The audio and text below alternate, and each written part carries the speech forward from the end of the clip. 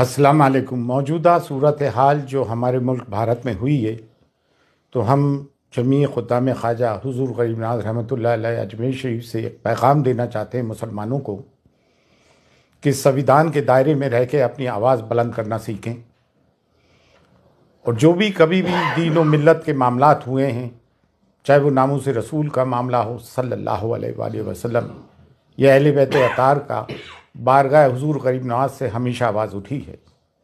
लेकिन अफसोस, जिनका के दायरा सब में वसी है, दरगाह और ख़ानकाहों का भारत में और बरसगीर में, यहाँ से खामोशी क्यों है?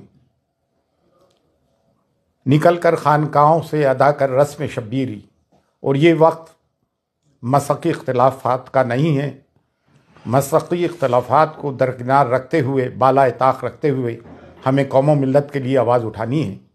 बेशक हम इस चीज़ की सख्त मजम्मत करते हैं जो महरौली शरीफ में बाबा कुतुबुद्दीन बख्तियार काकी रहमतुल्लाह अलैह के कुर्ब जवाहर में जो 700 और 800 साल पुरानी मस्जिद, मदरसा, कब्रस्तान ढाए गए हैं, हम उसकी सख्त मजम्मत करते हैं। ये उस दौर के कब्रस्तान थे जो बाबा कुतुबुद्दीन बख्तियार काकी, जो हुज़ूर गरीब नवाज़ के जानशीन हैं, उनके हम असर थे, खुलफा थे और मुरीदीन थे।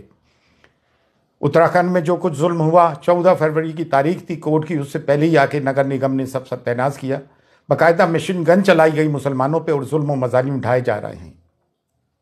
हमें वो यूसीसी बर्दाश्त ही नहीं है जो हमारी शरीयत में मदाखलत करता हो। बरेली में जो तौक़ीर रज़ा खां साहब ने आवाज़ उठाई, संविधान के दायरे में रहते हुए जेल भरो आंदोलन का आह्वान किया, जो गांधी जी ने ब्रिटिश पीरियड के वक्त किया था, वो भी एक संविधानिक तरीका है। हमने उसकी भी पुरजोर हिमायत की है। और मुफ्ती सलमान अज़हरी साहब को जो बंदी बनाया गया, उन पे केस लगाया गया, ऐसी उन्होंने कौन सी बात कर दी थी? और ATS को इसमें हायल कर दिया गया।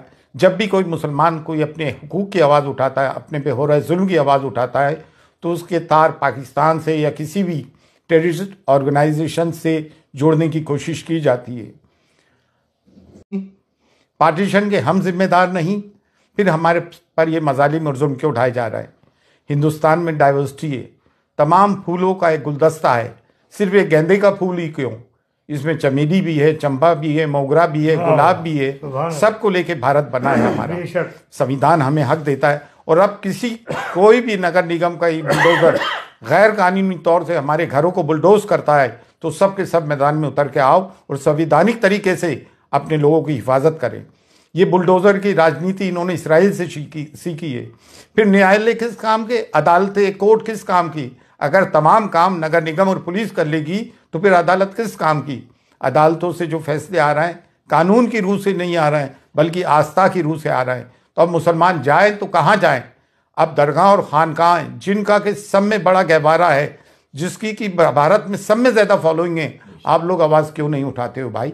बारगाह गरीब नवाज जो कलीदी दरगाह है, जब यहाँ से आवाज़ उठ रही है, तो आप लोग भी आएँ और खुलकर अपनी आवाज़ उठाएं। ये ना सोचे कि मैं खामोश रहूँगा तो बच जाऊँगा। नहीं, ये हम पे यलगार कर दिया गया है और संविधान हमें हुकूक देता है कि हम अपनी बात को संविधान के दायरे में रहते हुए डेमोक्रेटिक तरीके से आवाज़ उठाएं। आज हुजूर गरीब नवाज की दरगाह तक भी बात पहुँच गई है। हुजूर गरीब नवाज की शान में गुस्ताखियाँ हो रही हैं, हमारे नबी करीम सल्लल्लाहु अलैहि वसल्लम की शान में गुस्ताखियाँ हो रही हैं।